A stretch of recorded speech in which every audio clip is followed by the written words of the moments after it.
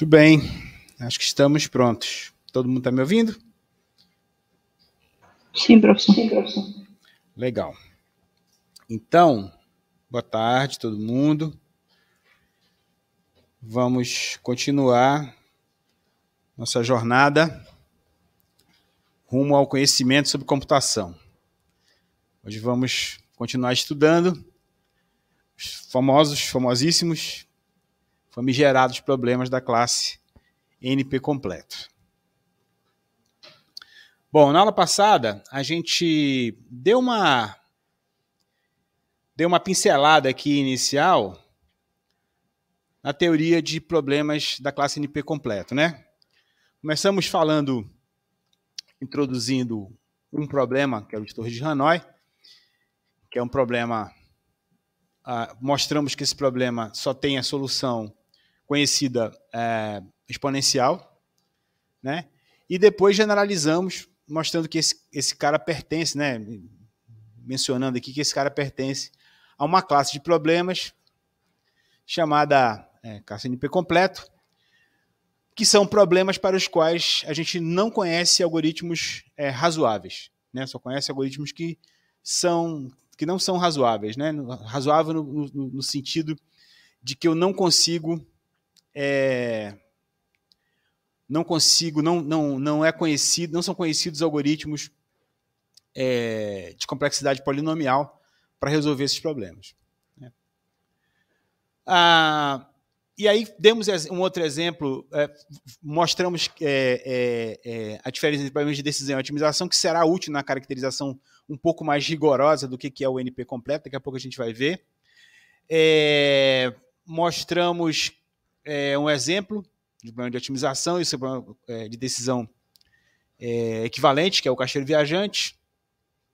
E mencionamos aqui também que o caixeiro viajante pertence à classe NP completa. A gente ainda não definiu o três cores, também mostramos que ele também mencionamos que ele pertence à classe. Não mostramos nada ainda, a gente não mostrou formalmente, mas discutimos que ele pertence à classe NP completa. E o problema de satisfabilidade foi o que a gente viu também, e também mostramos, indicamos que ele pertence à classe NP completa. Clique foi outro, né? Então vamos só, antes da gente entrar, o que a gente vai fazer hoje é tentar caracterizar um pouco mais de rigor, né? O que é essa classe NP completo, tá? Ô Meng, uma coisa, esses slides estão bastante diferentes dos que estão online, porque eu estou adaptando aqui, baseado em vocês, eu dei uma mexida nos slides para dar uma facilitada na vida de vocês. Então, depois eu vou botar lá o PDF, quando eu terminar de fazer as mudanças que eu tenho que fazer, que ainda não terminei, eu vou botar o PDF, provavelmente na semana que vem. Tá? Mas já posso até botar o que tem lá. Mas só para falar que vai mudar. Não adianta vocês falarem no chat que eu não ouço não, tá, pessoal? Vocês têm que falar aí, tem que abrir o microfone. Se for alguma coisa urgente, me liga no zap. Não é nada não. Ah, tá bom, beleza, tá, falou. Bom, então agora a gente vai tentar caracterizar um pouco mais rigorosamente, do ponto de vista formal, o que são a classe NP completa. E para isso a gente vai precisar passar antes pela classe P e pela classe NP. Tá certo? Vou explicar aqui o que são essas classes. Uma coisa que não dá para a gente fazer muito formalmente, né, porque exige muito mais tempo do que a gente tem. Então vai ser meio formal, meio informal, tá? Mas vamos seguir. Se vocês forem olhar material na internet, tem maneiras muito mais formais de explicar o que eu vou explicar aqui, mas eu acho que vai ser o suficiente para vocês acreditarem em mim e ao mesmo tempo entenderem o que eu estou querendo explicar. Tá bom? Muito bem. Vamos começar explicando um modelo teórico chamado máquina de Turing, né? A famosa MT. O que é a máquina de Turing? A máquina de Turing ela é um modelo abstrato de um computador, né? Que ele tem somente o que é mais essencial, né, no seu funcionamento, que é memória, estados e transições. E a gente não está falando aqui de um computador físico, é um dispositivo computacional teórico, né, que foi desenhado, foi criado pelo Alan Turing em 1936. Né? Aliás, muito antes de existirem computadores. Tá certo? Uma máquina de Turing, ele pode modelar qualquer computador digital atual, tá? E foi concebido então, pelo Alan Turing em 1986. A ideia geral é que eu tenho uma máquina, um dispositivo que executa uma série de passos predeterminados, lendo e escrevendo dados em uma memória, tá? No caso da máquina de Turing, eu tenho 2 estados especiais, que é o estado inicial e final. A máquina de Turing, na realidade, é a generalização de um outro dispositivo que chama máquina de estados finitos, né? Se vocês acham que vocês não conhecem máquina de estados finitos, eu vou mostrar para vocês que vocês conhecem. Já andaram de elevador? Um elevador é controlado por uma máquina de estados finitos. Porque eu tenho vários estados durante o ciclo de operação de um elevador, né? E eu tenho eventos que causam transição de estado para estado. Por exemplo, o elevador está paradinho lá no lugar dele. Eu aperto no botão, o elevador abre. A porta do elevador abre. Certo? Eu entro no elevador, então o elevador ele tem gente dentro. Quando alguém entra, ele passa por um estado onde tem gente dentro, a porta foi acionada, tem gente dentro. Aí agora eu posso apertar no botão e dizer, eu quero ir para o 5º andar. Né?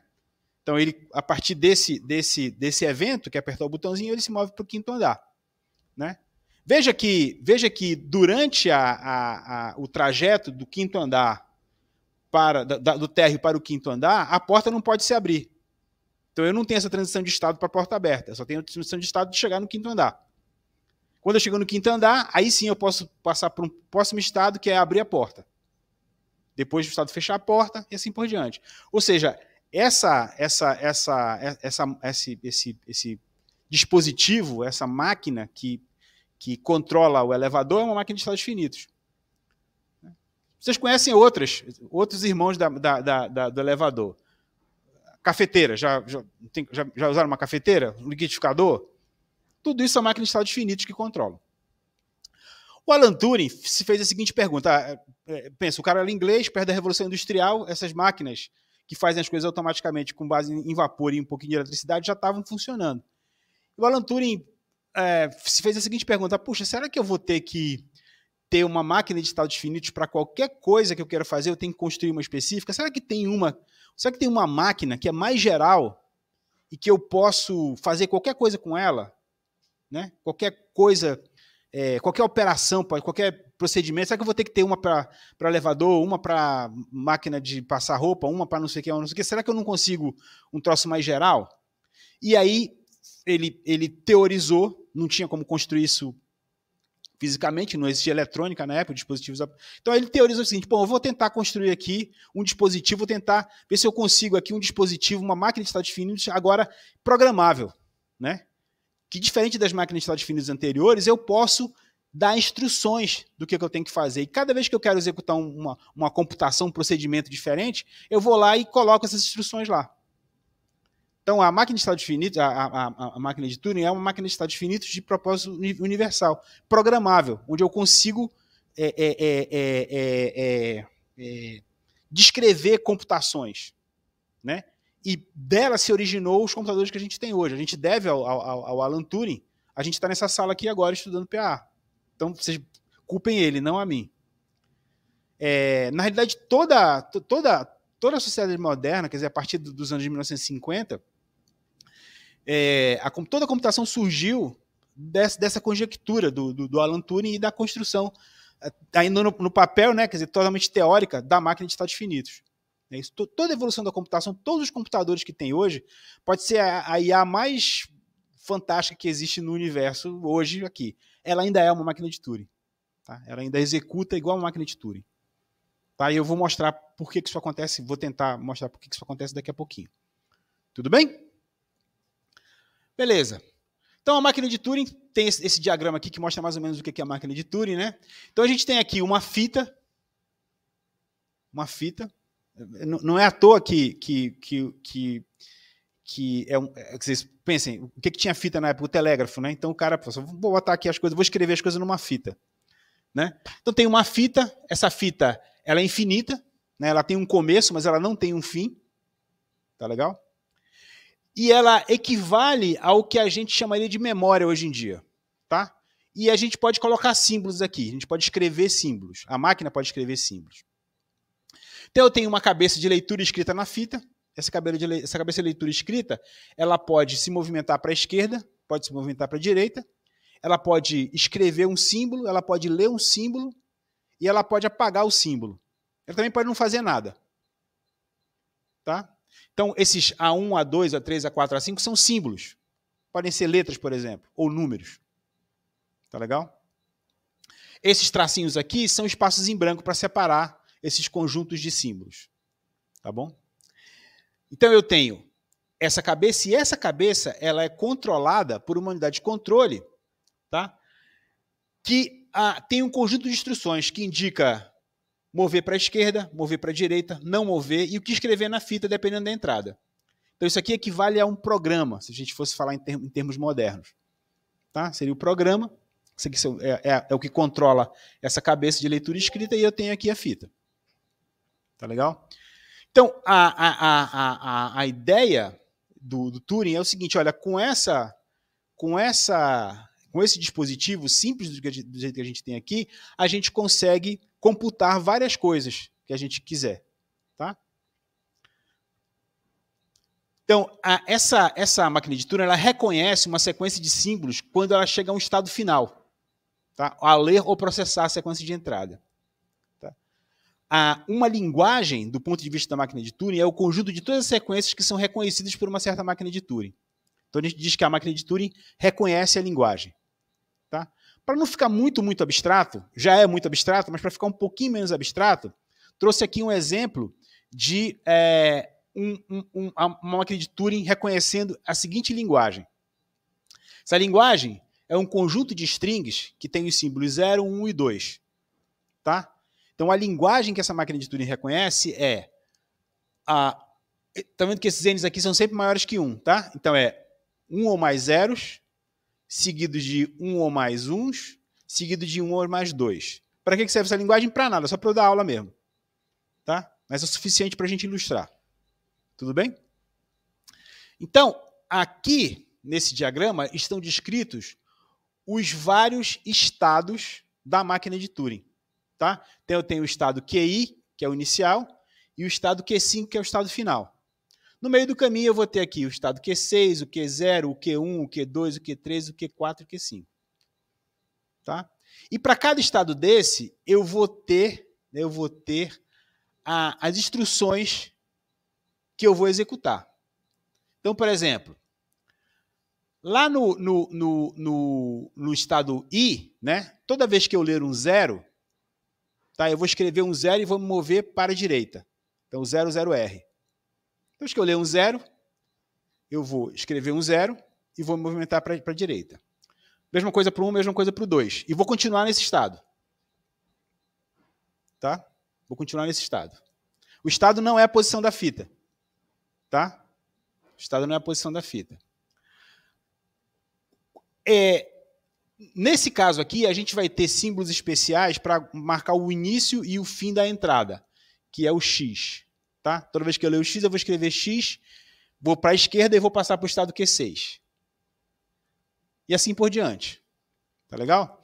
Isso aqui, então, seria, vamos lá, o programa, tá? Que vai executar em cima de uma entrada. Então, a máquina de Turing vai chegar no estado Q6 quando eu reconhecer essa linguagem. A ideia é que toda vez que eu tenha uma string dessa linguagem, eu vou chegar em Q5. Tá? Por exemplo, eu não saberia reconhecer, essa máquina de Turing ela não vai reconhecer alguma coisa, por exemplo, que só tenha 0, 1 e sem o 2. Porque isso não faz parte da linguagem. Tá certo? Se eu tiver qualquer outra coisa que não tenha 0 e 1, também não vai reconhecer, porque não faz parte da linguagem. Tá legal? Então, essa máquina de Turing, a partir desses estados, o que eu fiz? Esse controle aqui, eu carreguei na máquina de Turing, botei na entrada e vou ver se ela reconhece. Beleza? Eu poderia fazer isso com qualquer outra entrada, desde que as instruções da máquina de Turing estivessem de acordo com a minha entrada. Tá? Então, é como se eu tivesse um programa para reconhecer essa linguagem. Tá bom? Então, vamos lá. Bom, tá lá, o X marca o início da entrada e o outro X marca o fim da entrada. Então, pegando o 0 lá, o que está dizendo o QI? Eu leio o 0, escrevo 0 e permaneço no QI. Né? Me movo para a direita e permaneço no QI. 1. Leio 1, escrevo 1 e permaneço em QI. E movo para a direita. 2, Paraná, Paraná, Paraná. 3, aí, ó, o próximo estado, já que eu estou lendo X, será quem? Q6. Tá? No Q6, 2, o que é que faz o 2? 2, 2, direita. Esquerda, né? 2, 2, aí vou fazer isso várias vezes, tá? Peraí, rapidinho. Dei um pulo aqui, tá? Dei um pulinho aqui. Deixa eu voltar.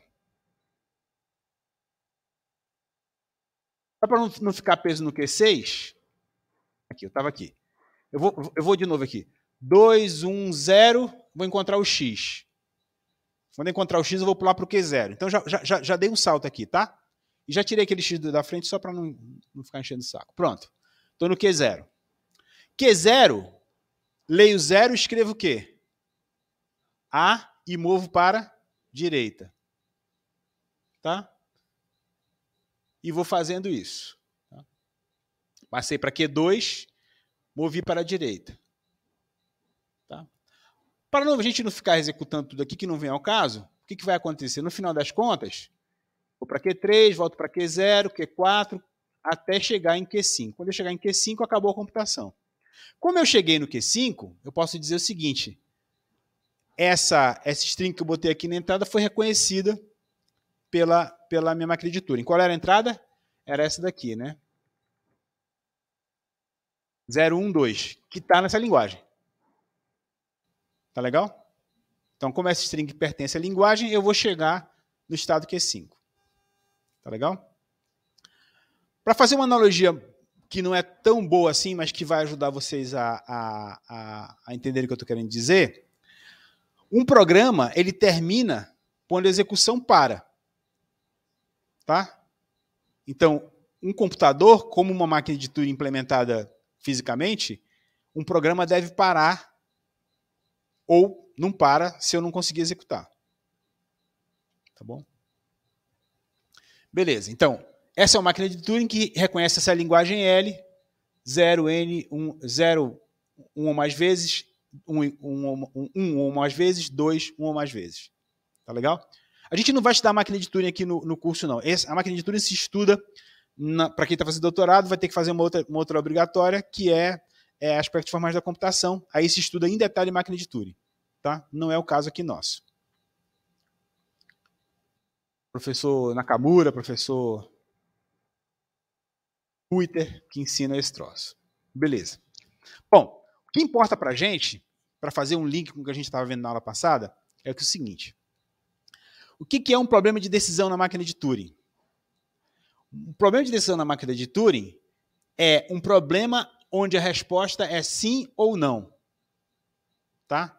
Quando a gente vai modelar um problema... Lembram que a gente problema de decisão na aula passada? No computador normal também é sim ou não. Eu faço uma pergunta, ele me dá sim ou não.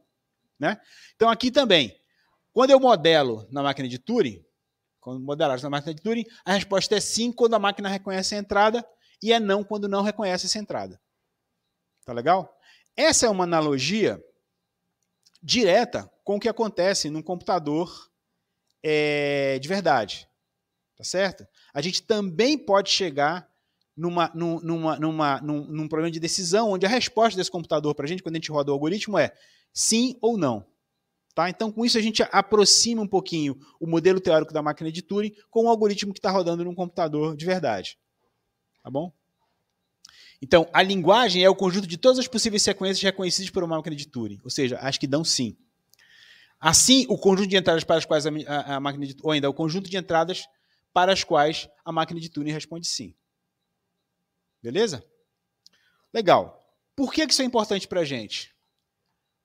Sim. Então, beleza. Porque a gente vai caracterizar as classes de complexidade não em termos de programas reais, mas em termos da máquina de Turing, como elas são caracterizadas formalmente. Tá legal? E a brincadeira é mais ou menos o seguinte: se a resposta é sim para a máquina de Turing, ela também teria que ser sim no computador real. Mas é mais fácil caracterizar em termos da máquina de Turing. Tá? Só porque é mais simples. Tá? E, claro, a gente também pode falar em complexidade. Tá? Só que agora, ao invés de quantas vezes a gente executa uma instrução, a gente pode dizer quantas vezes a máquina de Turing vai rodar antes de terminar. Isso é a complexidade. Tá? Mesma coisa que a gente faz no computador real, nos algoritmos, a gente também pode fazer na máquina de Turing. Tudo bem? Bom, vamos seguir aqui. Bom, a máquina de Turing, que a gente está acostumada, que a gente viu até agora, é o modelo do computador real. Mas o Turing também definiu uma máquina de Turing um pouquinho mais geral do que a máquina de Turing que a gente acabou de ver, que é a tradicional. Que a partir de agora nós vamos chamar aquela outra de máquina de Turing determinística. E agora a gente vai ver uma outra máquina de Turing mais poderosa, quer dizer, talvez mais poderosa, vocês vão entender isso talvez daqui a pouco, talvez mais poderosa, que é a máquina de Turing não determinística. Tá? O que é a máquina de Turing não determinística? Diferentemente da máquina de Turing determinística, que foi a que a gente acabou de ver, essa máquina de Turing não determinística, a ocorrência de um símbolo pode levar a infinitos estados. Né? Quando a gente lia um símbolo na máquina de Turing, da fita, a gente só podia ir para um estado. Né? Por exemplo, nesse caso, a gente leu o 0, a gente vinha para Q1. A gente leu o B, vinha para Q4. Tá? A gente só tinha uma possibilidade. Você lia o símbolo e seguia a instrução para se mover de estado. Lembram? A gente viu isso aqui.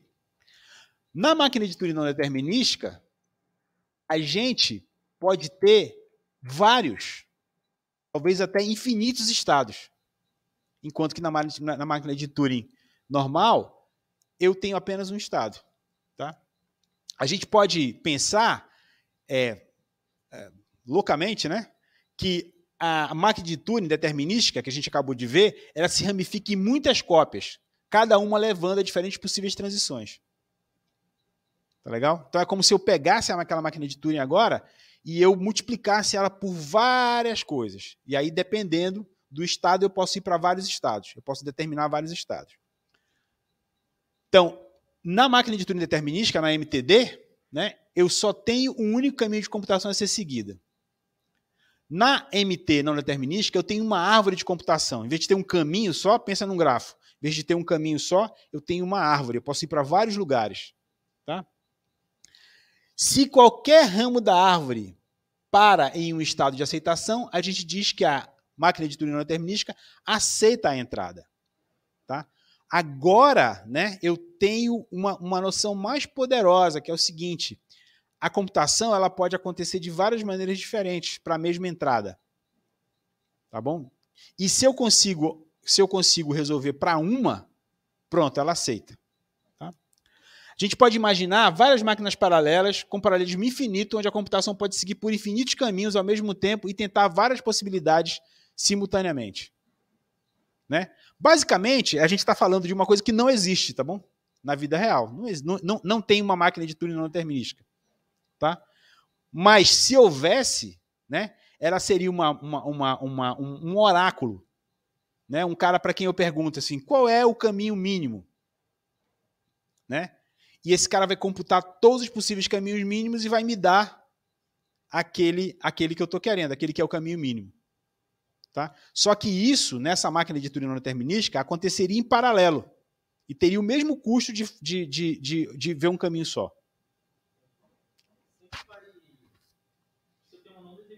Eu vou para perto de cheio.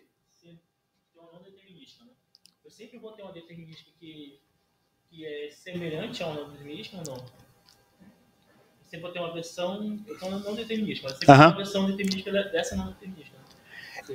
Na realidade é o seguinte, a gente pode afirmar assim, que toda máquina de Turing determinística, ela também é não determinística, só que ela só explora um caminho. Mas o contrário não é bem verdadeiro. Tá bom? Isso a gente pode falar. Então, por exemplo, na máquina determinística eu só tenho um caminho. Eu vou seguindo os estados e chego. Tá? Na não determinística, a partir de um estado eu posso disparar vários, até que eu encontre um.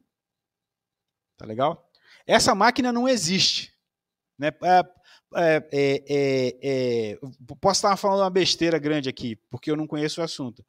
Mas a promessa dos computadores quânticos é que daria para implementar quase uma máquina de Turing não determinística. Tá? Mas não estamos falando disso. Antes que a gente entre no assunto de bar, a gente pode ir pro bar, beber cerveja e falar desse assunto. Aqui na sala não dá ainda, porque é tudo especulação. Beleza. Bom, agora que a gente conhece, né, essa parte, viu, Meng, não está nos slides, porque normalmente quando o cara chega aqui em PA já sabe máquina de Turing. Então eu tive que colocar aqui para a gente poder, como vocês, né, para dar uma relembrada nesse troço, eu trouxe para cá. Então agora eu vou definir as classes com base na máquina de Turing, que é como se define formalmente. Tá? Então o que é a classe P?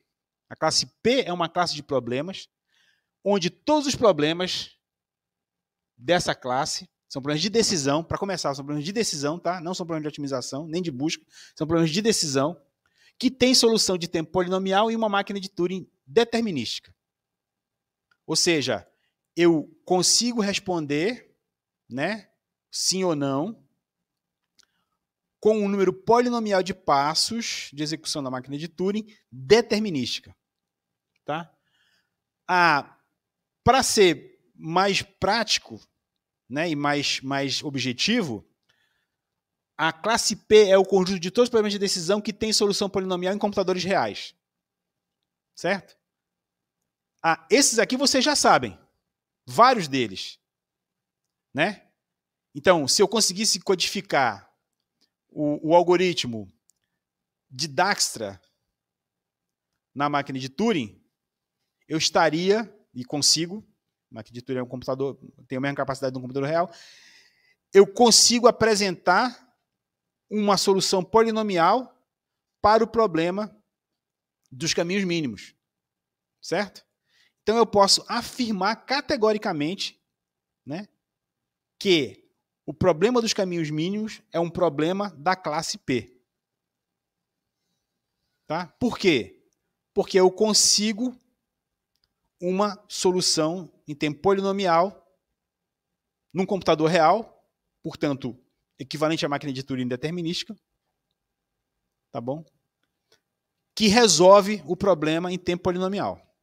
Resolve o problema de otimização que a gente já viu. O problema de decisão é mais simples não é mais difícil, não é que seja menos difícil. Ele não é mais difícil do que o problema de otimização. Então eu tenho garantias, certeza, que a gente consegue que o problema dos caminhos mínimos está em P. Tá? Então, veja só, P não é uma classe de algoritmos, tá? É uma classe de o quê? Problemas. Classe de problemas. Tá legal? Mas eu consigo dizer que o caminhos mínimos está em P, é um problema da classe P, porque eu tenho, garantidamente, uma solução polinomial para esse problema. Tá bom? Na realidade, eu tenho até duas, né? Belmont-Fort também. Tá?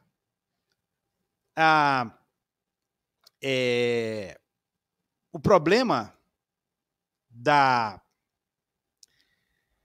árvore geradora mínima também está em P. Também é um problema da classe P. Por que eu sei disso? Porque a gente viu aqui os algoritmos polinomiais que resolvem esse problema. Tá? Vários outros vimos aqui. Problema da mochila, né? Mochila fracionária. Aqueles problemas que a gente viu lá no método guloso, seleção de atividades. Todos esses problemas estão em P, porque a gente já viu os algoritmos polinomiais. Então a gente provou, escrevendo esse algoritmo, a gente provou que esses problemas estão em P. Tá? Serviu como prova. Beleza? Uma prova meio indireta, né? Porque a gente teria que provar na máquina de Turing, mas a gente sabe que a máquina de Turing é equivalente ao computador real. Mas é problema de decisão, mas a gente resolveu o problema de otimização que é até é pelo menos tão difícil quanto de decisão. Então, beleza. Então provamos. Indiretamente provamos, mas está tudo certo. Tá legal? O caixeiro viajante, por exemplo, a gente não pode afirmar que ele está em P.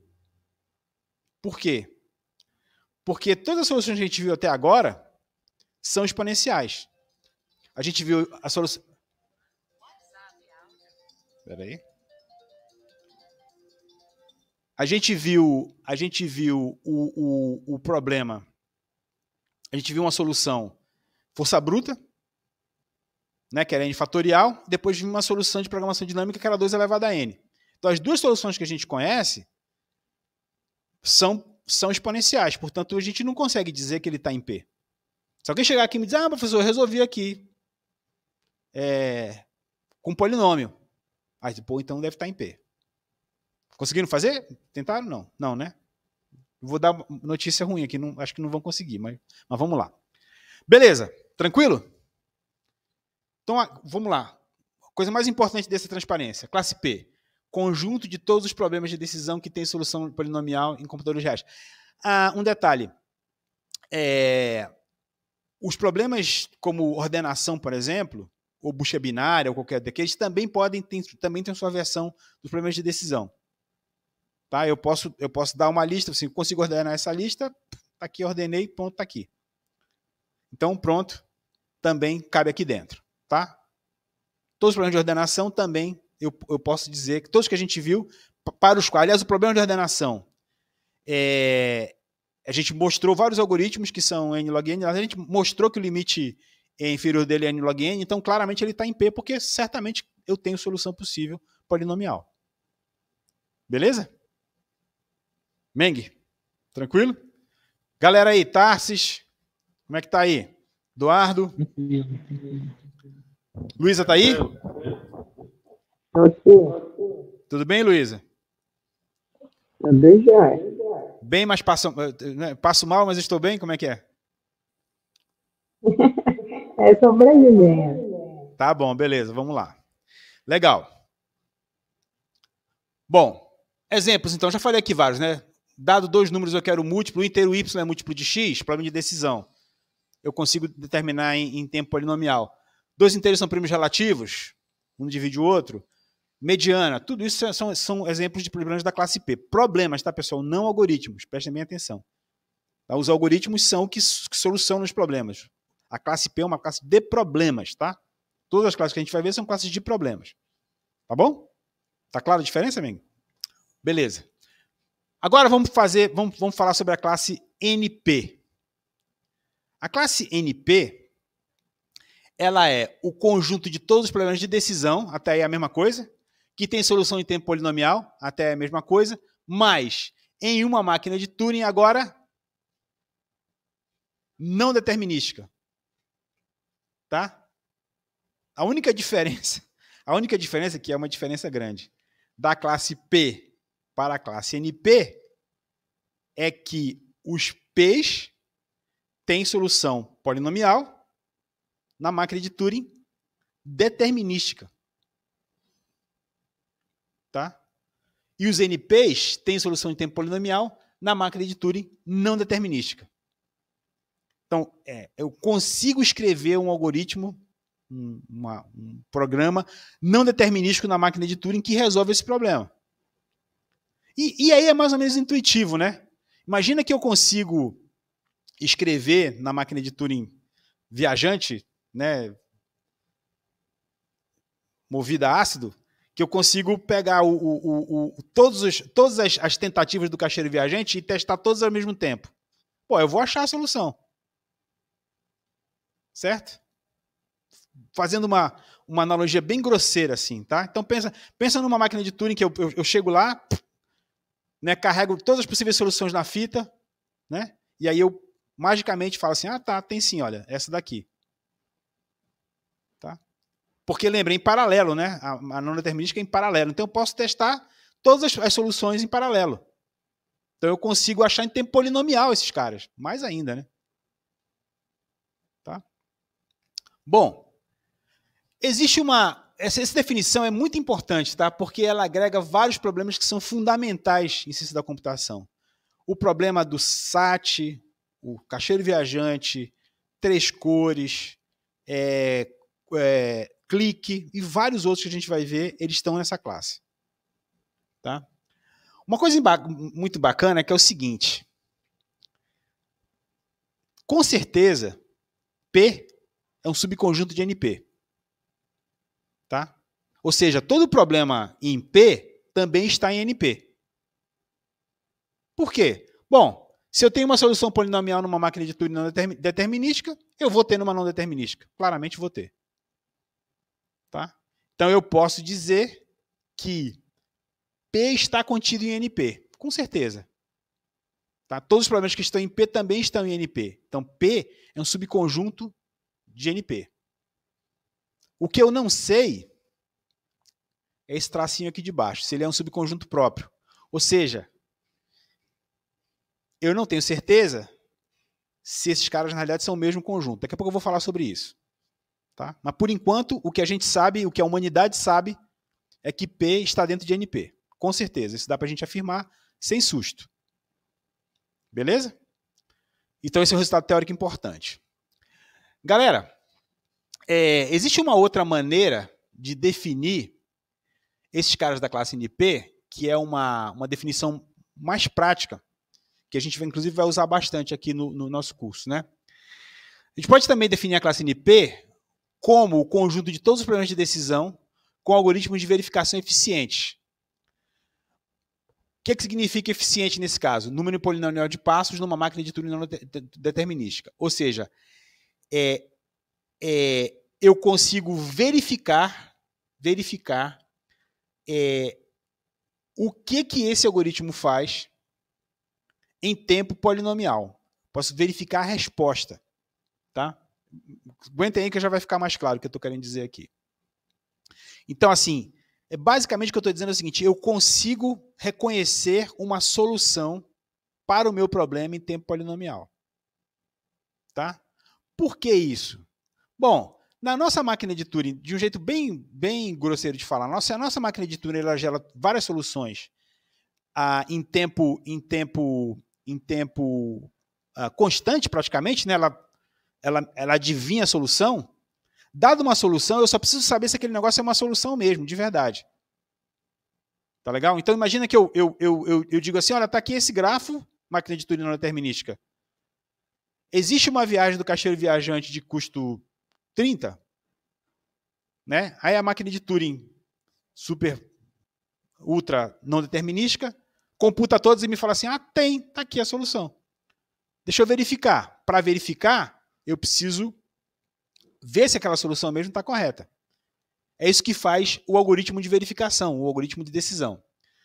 Então vamos ver essa noção de decisão. Dada uma instância aí de um problema de decisão X, por exemplo, do caixeiro viajante, só é possível verificar a solução sim de I se for dada alguma informação adicional que a gente vai chamar de certificado ou testemunha, que é, na prática, a solução. Então, um verificador para um problema X já é um algoritmo que recebe a instância I e um certificado C e responde beleza ou não beleza, aceito ou rejeito. Se eu conseguir fazer isso aqui, eu tenho um verificador polinomial, ou seja, eu tenho um algoritmo que polinomialmente resolve, que me acha a resposta, me diz se a resposta está correta ou não, em tempo polinomial. Esse verificador, por isso que fala aqui, ó, é uma máquina de Turing determinística, porque é um algoritmo, tá? Na prática, um certificado de um problema de decisão nada mais é do que a solução do problema de otimização correspondente. Por exemplo, do caixeiro viajante. Então, o certificado é uma sequência de vértices e eu aceito se somente se a sequência é um ciclo, não é um clique, é um ciclo simples que passa por todos os vértices e tem um custo C. Então, veja, eu dou o problema, mas eu dou a resposta. E eu pergunto assim, verificador, tá beleza? É isso mesmo? Né? Como eu consigo fazer isso? Eu posso pegar a sequência de vértices, né? Olhar a sequência de vértices inteiro, saber se aquele cara tem um custo C que eu estou dando, né? Eu consigo fazer isso em tempo polinomial. Concordam comigo? Eu olho o primeiro vértice, segundo, terceiro, quarto, quinto, verifico, faço a continha. Então, como eu consigo fazer isso? Eu consigo mostrar que o caixeiro viajante está em NP. Tá? Por quê? Estou aplicando aqui o seguinte critério, voltando para trás. Então, eu consigo um algoritmo de verificação eficiente para esse problema. Então, definição prática da NP, conjunto de todos os problemas de decisão com um algoritmo de verificação eficiente. Como eu consigo escrever um algoritmo de verificação eficiente para o problema, para uma instância do caixeiro viajante, né? Então, eu posso afirmar que ele está em NP. Tá? Vou chegar perto aí de ti.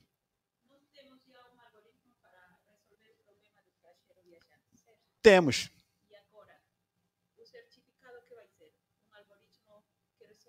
O algoritmo, não, veja só, vamos lá. Vamos botar as coisas aqui no lugar. Primeiro, o meu problema aqui não é resolver o problema agora. Meu problema aqui é saber em que classe está esse problema. Eu não quero brincar de algoritmo, eu quero saber o seguinte: esse meu problema está em que classe? Está na classe P ou está na classe NP? Certo? Como que eu demonstro que está na classe P? Me diga. Como é que eu mostro que um problema está na classe P? Quem é polinomial? Que algoritmo? Eu não sei que algoritmo. Tu falou de um algoritmo, eu não sei que algoritmo é esse. Eu fiz a seguinte pergunta. Como é que eu mostro que um problema está na classe P? Tempo de execução de quem? Não. Questão não tem tempo. Que solução? Especificamente, quando tu fala solução, tu está falando de quê? Sim, mas uma solução mágica, o que é? O que é a solução? O que é uma solução? No curso de PA, no curso de projeto e análise de algoritmos, o que é uma solução? Um algoritmo. Né? Então eu vou repetir a pergunta, vamos lá. Como é que eu mostro que um problema está na classe P? Que algoritmo? Não, do problema, não estou falando do caixeiro viajante. Como é que eu mostro que um problema está na classe P? Um problema X qualquer. Quem é determinístico? Vou mostrar a definição aqui. Vocês vão ler, e é exatamente essa definição que está aqui. Vamos ler juntos. Esse de baixo aqui, ó.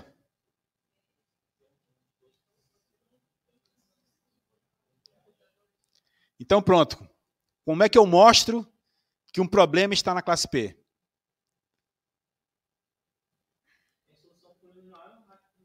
Eu chego e falo assim, esse algoritmo aqui, mano, resolve o problema e ele é polinomial. Pronto. Mostrei que o cara está em P.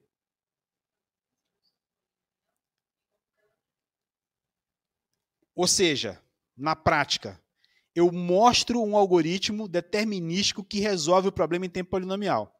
Se eu conseguir fazer isso, eu estou mostrando que o cara está na classe P. Simples assim. Repetindo. Como é que eu mostro que um problema está na classe P? Veja que eu estou falando problema sempre. Vocês estão misturando problema com solução com algoritmo. Estou falando de problema. Né? Quando é que um problema está na classe P? Quando existe, e eu consigo mostrar, que tem um algoritmo polinomial que resolve esse problema. Aí ele está na classe P. Acabou. Só isso.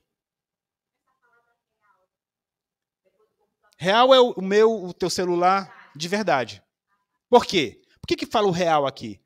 Porque a máquina de Turing determinística, né, é a base formal de um computador real. E o que é a base? E o que é a base e o não determinístico é a base de quê? De nada, não existe. Não existe uma máquina, não existe um dispositivo real equivalente à máquina de Turing não determinística. O determinístico é uma... Pô, tá atrasado, hein, bicho?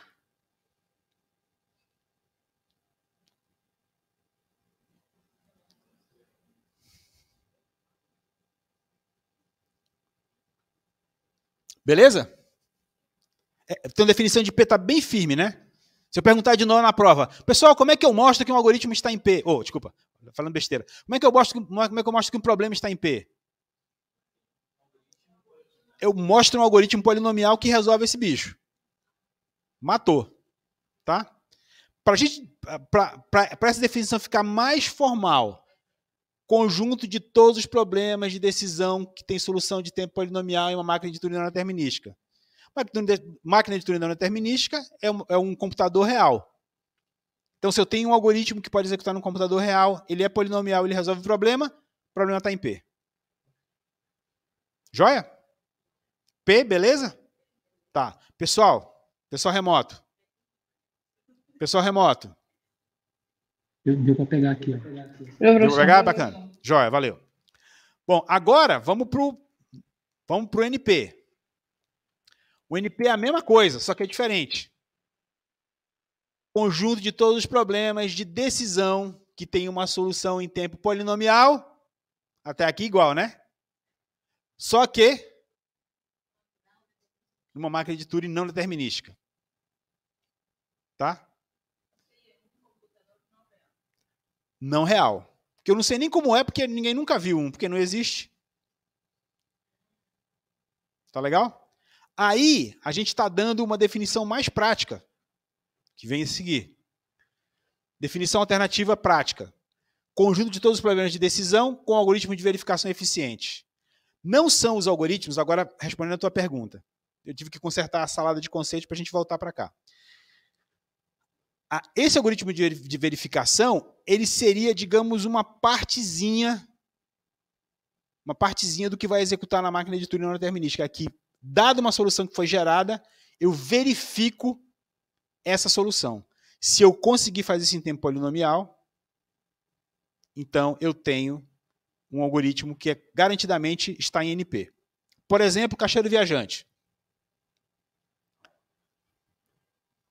O que é a resposta do caixeiro viajante? Vocês querem que lembre o problema do caixeiro viajante? Eu tenho um conjunto de cidades, né? Um grafo, beleza? Cada vértice desse grafo é uma cidade. Eu tenho arestas ligando essas cidades e essas arestas têm custos, certo? O problema do caixeiro viajante, eu quero sair de uma cidade, passar por todas as outras somente uma vez e voltar para a cidade original. Né? E eu quero fazer isso com custo mínimo. Existem várias maneiras de fazer isso, cada uma tem um custo, e eu quero aquela de custo mínimo. Tá? Essa é a versão de otimização do problema do caixeiro viajante. Tá? Porque a minha pergunta é, qual é o caminho? Tá? E o algoritmo de otimização tem que me dar o caminho e o custo, na realidade. Igual a gente fez, por exemplo, para caminhos mínimos, árvore geradora mínima, sequência de multiplicação de matrizes, tudo isso eu dava a resposta e o custo. Tranquilo? Lembramos do problema do caixeiro viajante? Tá, legal. Agora, a versão não determinística do problema do caixeiro viajante é, dado um grafo e um custo, a pergunta é, existe uma viagem do caixeiro viajante com o custo pelo menos igual a X? Qual é a resposta esperada nesse caso? Sim ou não. Portanto, é um problema de decisão, não de otimização. Tá legal? A gente já viu que existem problemas de decisão também para a máquina de Turing. Só que na máquina de Turing eu paro ou não paro? Quer dizer, eu sim ou não? Tá? Eu chego no estado final ou não? Tá? Beleza. Então, agora, para determinar nessa definição alternativa do NP, eu não preciso escrever o algoritmo. Basta escrever o algoritmo de verificação, que, dada uma solução, eu verifico se ela está correta. Tá? Em tempo polinomial. Então, o certificado, nesse caso, é a sequência de vértices, porque é a sequência de vértices que eu vou percorrer, e eu posso calcular o custo. Então, ele é aceito se e somente se a sequência de um ciclo simples, que passa por todos os vértices, tem o custo C. Tá? Não, porque é a versão de decisão. Porque é a versão de decisão. Tá? Eu posso fazer isso em tempo polinomial.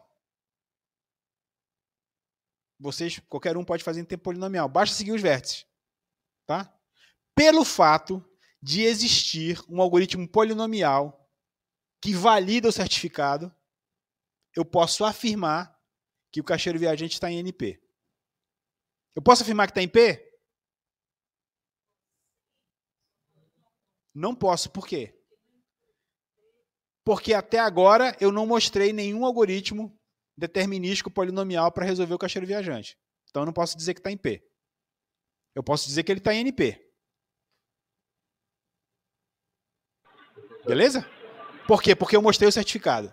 Eu mostrei um algoritmo que verifica o certificado. Aí está NP. Oi, pergunta. Professor, é o seguinte, então, para esse tipo de problema NP, você sempre vai ter uma condição para ser satisfeito, né? Por exemplo, lá você falou lá naquele negócio do X, né? Do passageiro viajante.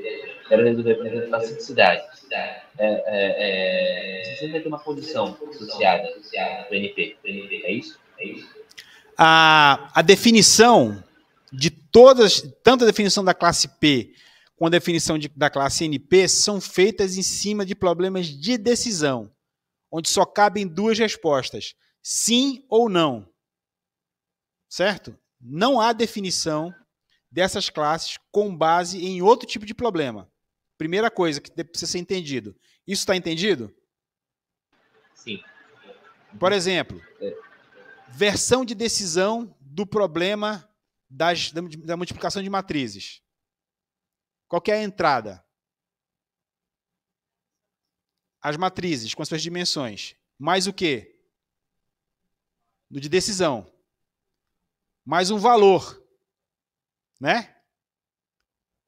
Certo? E a pergunta é, existe uma maneira de multiplicar essas matrizes com o custo X dado? Tá? E a resposta para esse problema de decisão só existem duas. Quais são? Sim ou não. Existe ou não existe. Tá? A versão de otimização do mesmo problema, a resposta não é sim ou não.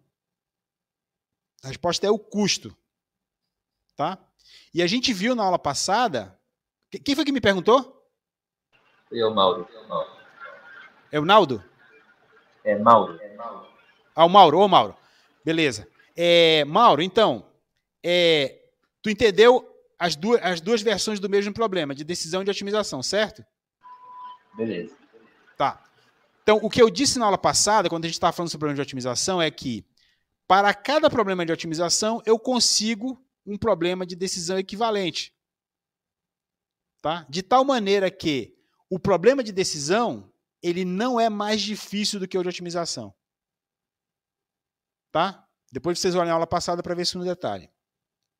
O que me garante o seguinte, que se eu consigo mostrar as minhas definições de PNP estão em cima de problemas de decisão. Certo? Então, se eu consigo caracterizar a classe do problema com relação ao problema de decisão, a classe com relação ao problema de otimização acompanha essa definição. Beleza? Mas a caracterização formal dessas classes é feita em cima dos problemas de decisão. Quando eu estou falando de PNP, eu não falo no problema de otimização, nem de busca, nem de nada. Eu só falo dos problemas de decisão onde só tem duas respostas. Sim ou não. Por quê? Por causa da máquina de Turing, que só sabe me responder sim ou não. Tá bom? Mas, na prática, a gente já viu na aula passada que eu consigo criar para qualquer problema de decisão, problema de otimização, um problema de decisão equivalente. Portanto, quando eu estou falando da dificuldade, ou da classe de dificuldade de um problema de decisão, eu também estou falando indiretamente do problema de otimização, que é o que me interessa na vida real. Tá? Mas aqui a gente está formalizando as noções. Tá bom? Por favorzinho, abram o livro e leiam esse negócio no final de semana. Porque vocês vão sair da sala, tudo que eu falei vai cair da cabeça de vocês. E o pessoal vai desligar o computador, vai tudo cair. Então, por favorzinho, hoje à noite, janta, enche a barriguinha, dá um cochilo, abre o livro e lê esse negócio que tem no livro. Para fixar esses conceitos. Anota e escreve do lado. Garanto que vocês não vão se arrepender. Pega os meus slides, pega o livro e... Tá? Não vou nem passar a NP segunda-feira para vocês fazerem isso. Pra vocês brincarem de revisar essa matéria toda durante o final de semana. Tá bom? Prometem que vão fazer isso? Isso é muito importante, tá, pessoal? Porque o Corme é nosso livro-texto. Pode ser o do Ziviani, qualquer outro livro, mas o Corme é nosso livro-texto. Eu estou falando isso, pessoal, porque esse assunto é chatinho, é complicadinho, tem cheio de um monte de conceitozinhos, a gente se enrola com isso, né? Eu estudo isso há 20 anos e eu de vez em quando falo uma coisa errada. Né? Vocês que são mais inteligentes do que eu vão ter o mesmo problema, claro. Né? Então, por favor, leiam esse negócio. Não deixem de fazer isso, não. Beleza. Por enquanto, tudo bem? Tá. Caixeiro Viajante está em NP. Tá legal? Bacana. Aí agora vem a que a gente está procurando. A classe NP completo. Tá? A gente já sabe quanto está em P e quanto está... Ah, sim, rapidinho. Só lembrando, tá? O problema da árvore geradora mínima está em P. Já sabemos. Por quê? Solução polinomial. Exatamente. Isso. E, portanto, está em NP também. Por quê? Porque está contido. Tá bom? Beleza? Legal. Agora vamos falar sobre NP completo. Existe o P, existe o NP e existe o NP completo. Tá? Então, o problema... Essa definição aqui, pessoal, a gente tem que seguir ela à risca. A gente não tem que ficar imaginando coisas. A gente tem que ler a definição e aplicar, tá legal? Porque é uma coisa formal isso aqui. Isso não tem amparo no mundo real. Só na definição. Tá? Só vale a definição. Vamos lá. O problema X está em NP completo se X está em NP. Já sabemos quando é que um problema está em NP. Quando? Quando existe solução polinomial na máquina de Turing determinística ou quando eu consigo um algoritmo polinomial para verificar a solução. Né? Então, primeira condição, X está em NP. Para todo Y que também está em NP, Y se reduz em tempo polinomial a X. O que é o se reduz? Vou falar daqui a pouquinho com mais calma, mas eu consigo pegar qualquer entrada do problema Y e gerar uma entrada do problema X, de tal maneira que se eu resolver Y, eu também vou resolver X. Em outras palavras, se eu tiver uma solução para Y, eu também tenho uma solução para X. Tá? Então, duas coisas para estar em NP completo. X pertence a NP e, para todo Y pertencente a NP, Y se reduz em tempo polinomial a X. Exatamente. É parecido com o certificado. Problemas que atendem o item 2 são chamados de NP difíceis. Portanto, os problemas NP completo são problemas NP que são NP difíceis. Ou seja, são os problemas mais difíceis em NP. Existem problemas NP difíceis que não estão em NP completo, mas eles não interessam. O que interessa para a gente é os NP completos. Por quê? Tem uma razão muito interessante. Vou falar sobre isso depois, mas eu vou adiantar logo. O teorema de Cook, que é o seguinte. Olha só. Sabemos que caixeiro viajante está em NP completo. Está em NP. Né? Sabemos que o SAT, lembra da satisfabilidade? Está em NP. Aquele da formulazinha lógica, nós vimos na aula passada. A gente quer saber se tem alguma combinação de variáveis que torna true uma fórmula. Né? Clique, vários deles está em NP. Se eu consigo mapear esses problemas uns para os outros, olha que legal. Se eu arrumar a solução para um, eu estou arrumando uma solução para todos os outros. Polinomial. Tá? Então, então os caras em NP, eles estão... Os caras em NP que são NP completos, eles estão todos relacionados. Uma solução para um também é uma solução para outra. Por quê? Porque eu consigo reduzir um para o outro.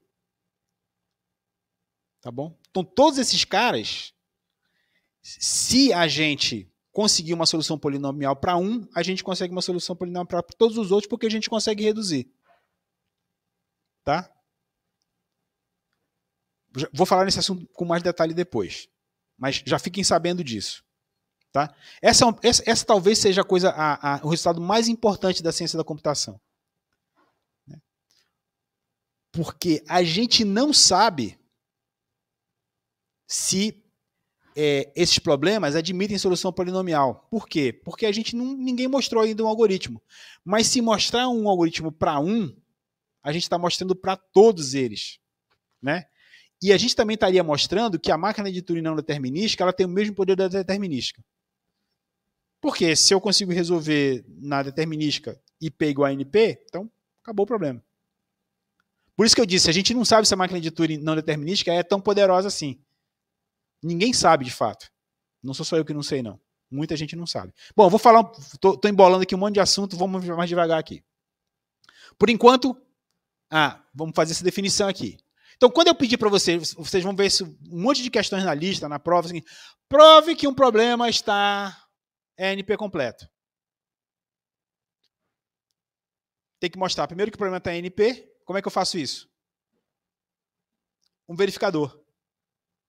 Né? Prove que está NP. Depois, faço uma redução. Pego qualquer problema que eu sei que está NP, reduzo esse problema para o meu problema, porque se esse cara está em NP completo, ele já foi reduzido para todos os outros. Então, eu mostrando para um, estou mostrando para todo mundo. Vou explicar. O que eu reduzi? Eu expliquei aqui, acho que tu perdeu a explicação. A redução é o seguinte. Eu reduzo um problema para o outro, eu vou falar disso com mais detalhe, mas já vou falar aqui de uma vez.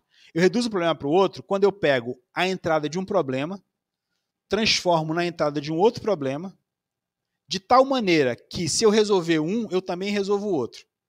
Isso que chama redução. Eu vou falar isso com bem detalhezinho, a gente vai ver um monte de exemplo. Por enquanto, vamos ficar só nessa definição. Tá legal? A gente vai ter exemplos disso, tá bom? Não precisa se preocupar, não. É que eu não quero falar na aula de hoje, que eu quero fazer isso com bem cuidado na próxima. Tá? Isso tudo vai fazer sentido, eu espero, em algum momento. Beleza? Então essa é a classe NP completo. Então o problema é NP completo quando ele é NP e ele é NP difícil. Não só ele tem solução polinomial na máquina de Turing não determinística, como também ele está grudadinho com os outros problemas. Eu consigo reduzir ele para qualquer outro problema em NP. Tá? Ou seja, ele é NP difícil.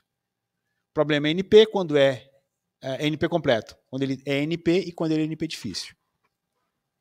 Tá bom? Então, não é verdade que não existe solução polinomial para os problemas em NP completo. Isso é falso. Na realidade, a gente não sabe. A gente não pode afirmar nem que tem, nem que não tem. Tá? E, na realidade, existe solução polinomial para os problemas em NP completo. Só que é na máquina de Turing não determinística. Beleza? Pela definição. Eu não tô sugerindo nada. Eu leio a definição e estou aplicando. Se o problema é NP completo, ele também é NP. Portanto, existe uma solução polinomial? Sim. Só que não é no meu MacBook aqui. É no MacBook celestial que não existe. Né? Da máquina de Turing não determinística. Bacana? Já me disseram, depois eu vou apagar esse pedaço do vídeo. Já me disseram que uma boa maneira de a gente... eu vi um ET. Vem cá, viu o ET? O ET deve ser um cara de uma civilização desenvolvida, né? Aquele cara que conseguiu viajar no espaço, tal, tem aqueles equipamentos fantásticos. O cara era ET mesmo? Não, era ET. Então, vai lá para ele e pergunta assim, mano, P igual a NP? Se o cara não souber, não é ET, porque o cara tem que ter resolvido esse problema para poder ser ET, né? Então, o teste do ET, P igual a NP. Essa piada é super nerd, né? A piada mais nerd que eu conheço é essa.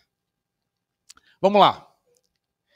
Então, cada problema NP completo é fortemente relacionado com os demais problemas NP completo. Encontrar uma solução em tempo polinomial para um significa encontrar uma solução para todos. Provar que um problema NP completo qualquer não pode ser resolvido em tempo polinomial significa que provar que nenhum deles pode. Ninguém provou que pode nem que não pode. Tá? Ninguém chegou assim e falou assim, está aqui uma solução polinomial para o caixeiro viajante. Teve um aluno aqui de PA uns anos atrás que disse que fez. Claro que não era, né? Mas também ninguém provou que não pode. Tá? Então, estamos todo mundo nessa expectativa. Por enquanto, nossas senhas estão tranquilas. O cara não consegue quebrar a criptografia. Como provar que um problema é NP completo? Redução em tempo polinomial, dados 2 problemas.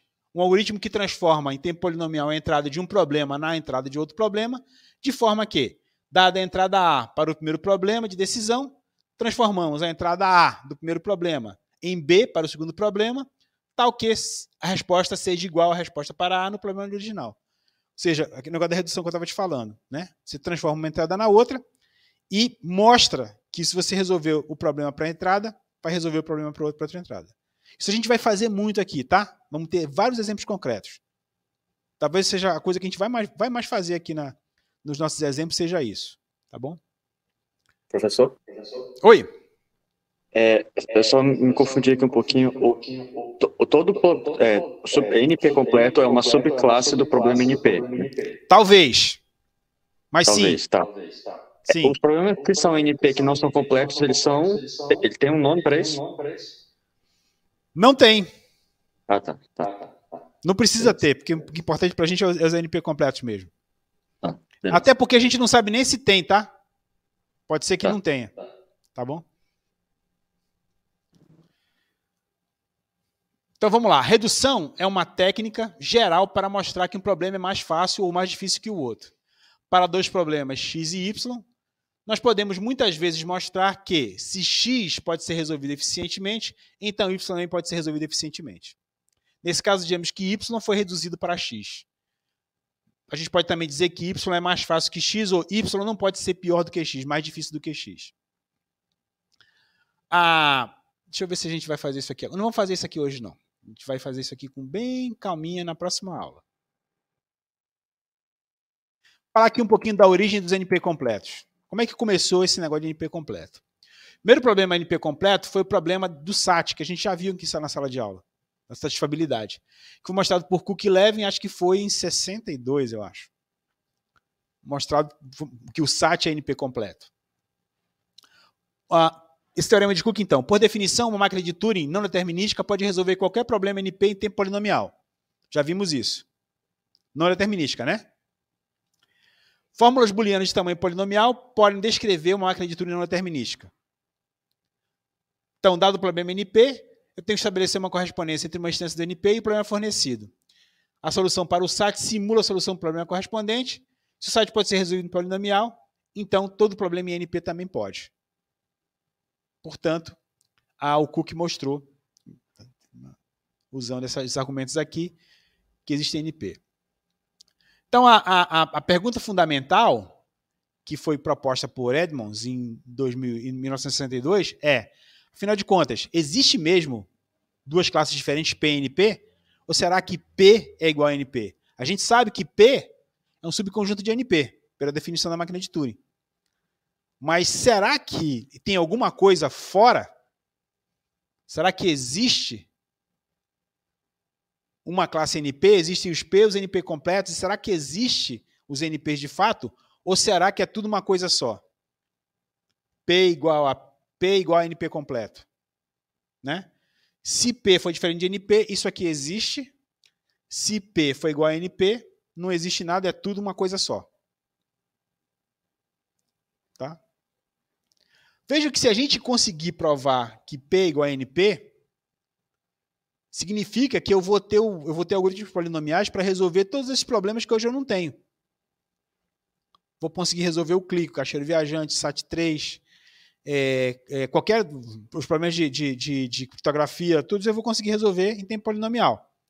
E aí ferrou. Né? A gente não vai ter mais segurança nas nossas senhas. O cara vai arrumar um jeito de em vez de levar 200 mil anos para quebrar uma senha, o cara vai quebrar em alguns dias ou meses. Né? Dependendo do computador que o cara tiver.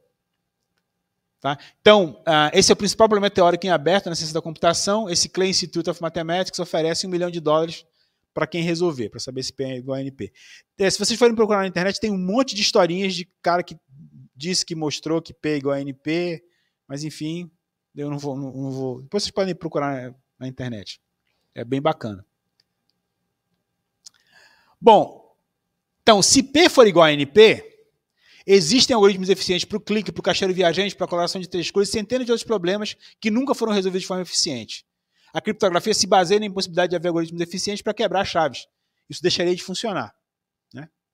Agora, se P for diferente de NP, então não há como encontrar a solução eficiente para centenas desses problemas. A gente não pode nem desistir, porque a gente não sabe se tem ou não tem. Então, a resposta provável, acredita-se hoje, é que P é diferente de NP. Muita gente acha que P é realmente diferente de NP, porque 50 anos depois, nada apareceu, mas ninguém sabe de fato. Milhares de pesquisadores já dedicaram horas ao problema nas últimas 4 décadas sem sucesso. Então, acredita-se hoje que P é diferente de NP. Contudo, ninguém conseguiu provar que P é diferente de NP, pelo menos aos 4 de janeiro de 2023. Pode ser que amanhã apareça alguém aí. Olha, descobriram aí, acharam uma nave espacial, tinha um ET lá dentro, falaram assim, de leseira, P é diferente de NP, para de brincar com esse negócio. Pode ser que aconteça.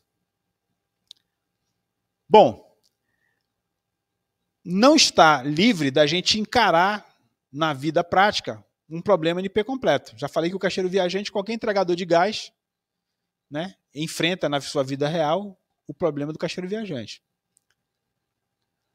Então, uma coisa que a gente pode fazer é tentar achar uma instância do problema que não seja exponencial. O caixeiro viajante, se só tiver todo mundo com custo 1, eu consigo resolver bem mais facilmente. Né? Então, a gente vai ver instâncias do caixeiro viajante que dá para resolver em tempo polinomial. Tá? A gente vai ver depois, mais na frente. O caso médio pode ser melhor do que o pior caso, por exemplo. Às vezes acontece isso. Vou mudar o problema, vou desenvolver uma heurística que possa produzir boas aproximações dos resultados. A gente vai ver algoritmos de aproximação nas próximas aulas, aí, semana que vem provavelmente. Tente desenvolver heurísticas de qualidade controlada e que sejam próximas do ideal. Há muita pesquisa para melhorar a heurística para diversos problemas de NP completo. Ou, se quer realmente encarar um desafio, prova que P é igual a NP. Ou que é diferente. É a única maneira da gente tratar a NP completude. Tá bom? Então, por que a gente tem que entender esse negócio aqui? Porque esses problemas aparecem. E a gente não pode tratar isso de maneira inocente. A gente tem que saber que isso existe, tem que saber reconhecer quando esses problemas acontecem. Às vezes é muito intuitivo. Por causa da experiência, a gente mexer, a gente acaba de dizer, pô, esse cara aqui está com cara de ser um problema NP completo. Aí vai lá e tenta mostrar que é ou que não é. Ou tenta arrumar, para provar que não é, basta arrumar um algoritmo polinomial. Basta. Então é importante entender os desmeios de teoria de NP completude. Se a gente conseguir caracterizar um problema com NP completo, a gente está fornecendo uma boa evidência de sua intratabilidade. Né? Várias teses de mestrado e doutorado, principalmente de doutorado, são o seguinte, olha, tal problema é NP completo. Né? Um aluno da Rosiane, orientado por mim, o João, provou que um problema importante da área de banco de dados é NP completo. Até então as pessoas suspeitavam, mas ninguém tinha provado. Nessa tese, o cara provou e está escrevendo um artigo aí para tentar ver se o pessoal concorda com a gente. Devemos investir tempo em desenvolver algoritmos aproximados ou resolver casos especiais em vez de tentar achar uma solução rápida para um problema intratável. Aquele negócio da diabetes, né? O cara chega lá no médico, o médico, se descobrir que o cara tem diabetes, o cara não vai tentar curar o cara, porque não tem cura, mas vai tentar remediar o problema do cara para fazer ele viver bem. Então é mais ou menos a mesma ideia aqui.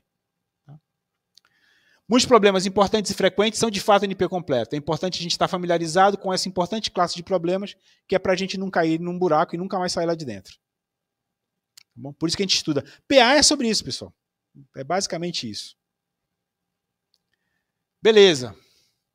Bom, na aula que vem, vou parar por aqui hoje. Na aula que vem a gente vai vamos fazer uma primeira redução aqui para a gente entender como é que funciona e vamos olhar do ponto de vista um pouco mais prático, como é que a gente faz as provas de NP completude. Tá? Vamos ver vários exemplos aqui. Tá? Isso deve ser na semana que vem.